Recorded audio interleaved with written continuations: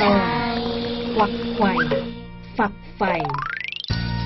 วันนี้มีอะไรกันผู้คนฝักใฝ่ไปหมดถ้าเธอหมายความว่ามีผู้คนมากันมากมายหลายคนทำงานหรือทำอะไรวุ่นวายสับสนกันเธอต้องพูดว่าผู้คนทำงานกันขวักไขว่ไม่ใช่ฝักใฝ่ขวักไขว่กับฝักใฝ่ไม่เหมือนกันเหรอ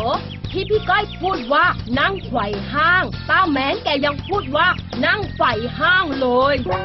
เอ้ยก้าวแต้มไปฟังยายแมนแกพูดถูกสิเมื่อไหร่เล่านั่งไขว่ห้างน่ะถูกแล้วขวักไขว่คืออาการที่เคลื่อนไหวสวนกันไปมาอย่างสับสนอย่างในตลาดคนเดินกันขวักไขว่นกบินกันขวักไขว่ปลาว่ายน้ำกันขวักไขว่ส่วนฝักใฝ่แปลว่าหมกมุ่นเช่นบางคนฝักใฝ่ในการพนันหรือหมายถึงเอาใจใส่เช่นฝักใฝ่ทำมาหากินเธอก็ควรฝักใฝ่จับหนู